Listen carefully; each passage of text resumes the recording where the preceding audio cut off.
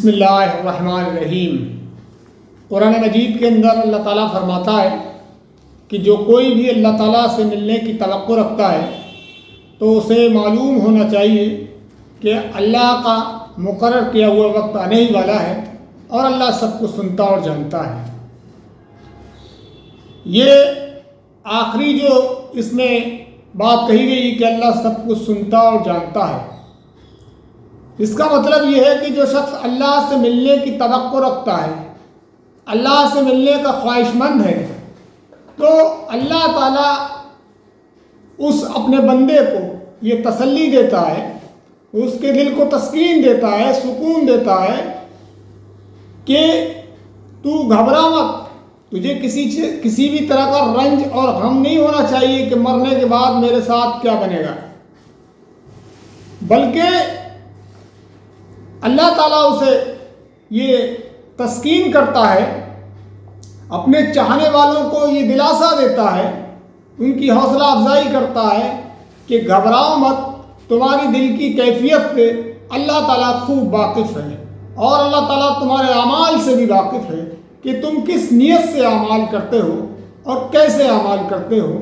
کیونکہ اللہ تعالیٰ اپنے بندے کی جو ہے اس کی دل کی کیفیت سے واقف ہے، وہ کس دل سے اور کس نیت سے اللہ تعالیٰ کی طرف رجوع کرتا ہے، اللہ تعالیٰ کی طرف پلٹتا ہے، اور کس نیت سے وہ یہ کہتا ہے کہ میں اللہ سے ملنے کی توقع رکھتا ہوں۔ تو اللہ تعالیٰ اپنے ایسے بندوں سے محبت کرتا ہے، اور اللہ تعالیٰ نے یہ بتا دیا ہے کہ اس کا یہ وقت بھی مقرر ہے، اور میں جانتا ہوں وہ کون سا وقت ہے۔ وہ اپنے چاہنے والوں کے دل کی تسکین کا سامان کرتا ہے۔ وہ اللہ تعالیٰ کے جو چاہنے والے ہیں، اس کے جو برگزیدہ بندے ہیں، وہ ان کے دل کو سکون اور تسکین پہنچاتا ہے، سکونت دیتا ہے، اپنی ملاقات کے لیے ان کو شوق دلاتا ہے۔ اللہ تعالیٰ ان کے اندر یہ تڑپ پیدا کرتا ہے کہ وہ اللہ تعالیٰ سے ملاقات کرنے کا شوق پیدا ہوتا ہے ان کے اندر۔ وہ چاہتے ہیں کہ میں اپنے رب سے جلد ملاقات کروں، کیونکہ ان کے اعمال اتنے اچھے ہوتے ہیں کہ انہیں مرنے سے ڈر نہیں لگتا ہے۔ ان کے خیالات کو پاکیزگی بخشتا ہے، یعنی کہ وہ جو سوچتے ہیں وہ پاک سوچتے ہیں، صاف سوچتے ہیں، اچھا سوچتے ہیں۔ لوگ جس چیز سے عموماً خوف کھاتے ہیں، یعنی موت، اس پر وہ ان کو تسلی دیتا ہے، یعنی کہ انسان مرنا نہیں چاہتا ہے، وہ ڈرتا ہے مرنے سے، لیکن ایک وہ شخص جو مرنے کے بعد اللہ تعالیٰ سے ملاقات کا خواہ ہو، اللہ تعالیٰ سے ملاقات کرنے کا خواہش مند ہو، ایسے لوگوں کو اللہ تعالیٰ تسلی دیتا ہے، گویا کہ وہ ان سے کہہ رہا ہوتا ہے میرے اور تمہارے درمیان صرف موت کا فاصلہ ہے۔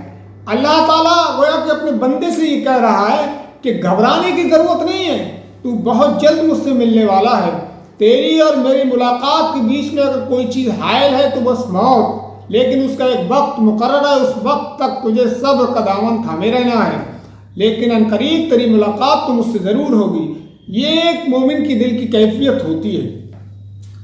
اس کا یہ مطلب ہرگز نہیں ہے کہ انسان اس وقت تک مومن ہو ہی نہیں سکتا جب تک کہ وہ موت سے محبت نہ کرنے لگے۔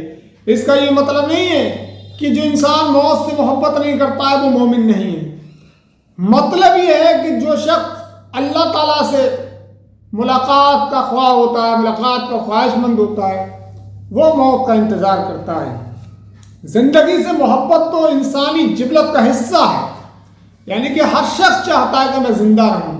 اس کے اللہ تعالیٰ نے اس کے دل کے اس کے اندر یہ چیز رکھی ہوئی ہے کہ وہ چاہتا ہے میں زندہ رہوں۔ اور اللہ کے نبی صلی اللہ علیہ وسلم کی حدیث ہے کہ آپ نے فرمایا کہ عقل مند وہ ہے جس کو اللہ نے لمبی عمر دی اور اس نے اچھے اعمال کیے، اور بے وقوف وہ ہے جس کو اللہ نے لمبی عمر دی اور اس نے اعمال برے کیے۔ اس معاملے میں مومن اور کافر سب ایک جیسے ہوتے ہیں، یعنی کہ زندہ مومن بھی رہنا چاہتا ہے اور کافر بھی رہنا چاہتا ہے، لیکن ان کے اعمال میں فرق ہوتا ہے۔ مومن اپنی زندگی کو اپنا ہتھیار بناتا ہے آخرت کے لیے، آخرت کی نجات کے لیے، جنت کے حصول کے لیے۔ وہ اپنی زندگی کی جو مہلت عمل ہے اس کو وہ نجات کا ذریعہ بناتا ہے، اس کو ہتھیار بناتا ہے، اس کو استعمال کرتا ہے۔ اللہ کے نبی اللہ تعالیٰ قرآن مجید میں فرماتا ہے کہ پھر سوچو اس وقت یہ کیا کریں گے جب ہم ہر امت میں سے ایک گواہ لا کھڑا کریں گے اور ان لوگوں پر تمہیں یعنی محمد صلی اللہ علیہ وسلم کو گواہ کی حیثیت سے کھڑا کریں گے۔ سب سے بڑا گواہ کون؟ محمد صلی اللہ علیہ وسلم۔ سب سے بڑا کیس، سب سے بڑی عدالت میں سب سے بڑے قاضی کے سامنے یعنی کہ منصف اس وقت کون ہوگا؟ اللہ تعالیٰ ہوگا۔ یہ اس کائنات کا سب سے بڑا قضیہ ہے۔ اللہ کے لیے ربوبیت اور الوہیت کو خاص کر دینا، اسی کے لیے اس نے زمین اور آسمانوں کو بنایا، یعنی کہ انسان کو اور اس زمین و آسمان کو اللہ تعالیٰ نے اس لیے بنایا ہے کہ انسان اپنی پوری زندگی اللہ تعالیٰ کے لیے لگا لے۔ قُلْ إِنَّ صَلَاتِي وَنُسُكِي وَمَحْيَايَ وَمَمَاتِي لِلَّهِ رَبِّ الْعَالَمِينَ، کہو میری نماز، میری قربانی، میرا جینا، میرا مرنا سب اللہ رب العالمین کے لیے ہے۔ یہ اللہ کی رحمت ہے کہ اس نے اپنی اطاعت میں زندگی گزارنے کو عبادت قرار دیا،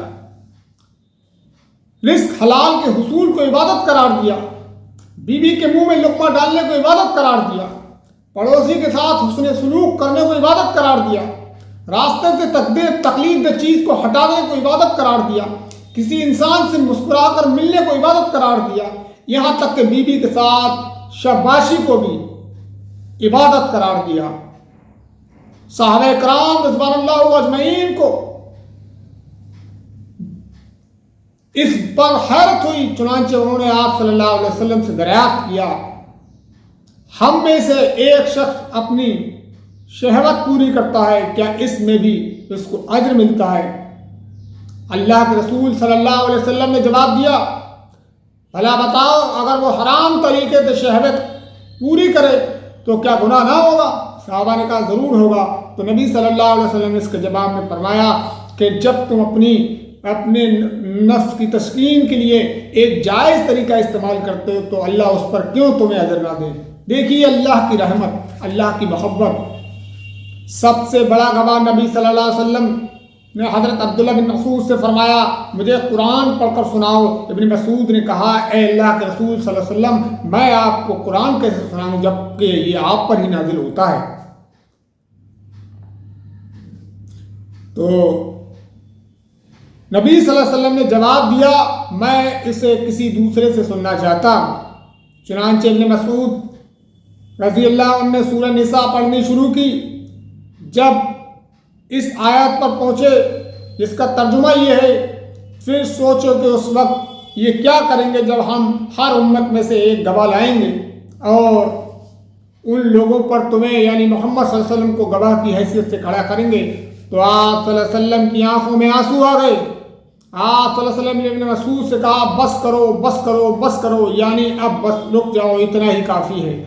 سب سے بڑی عدالت میں تمام رسول گواہی دیں گے کہ انہوں نے پہنچا دیا اور اپنے اخلاق و مرتبے کے لحاظ سے سب سے بڑے گواہ کی طرف سے سب سے بڑی گواہی آئے گی، اے اللہ انہوں نے تیرا پیغام پورا پہنچا دیا تھا، کتنی بڑی ہوگی یہ گواہی۔ یہ آپ صلی اللہ علیہ وسلم کے لیے ایک شرف کی بات تھی، لیکن آپ صلی اللہ علیہ وسلم اخلاق کے اعلیٰ درجے پر فائز تھے، چنانچہ آپ نے اس کو ذمہ داری کی بات سمجھا اور اس بڑی ذمہ داری کو محسوس کیا اور رو پڑے۔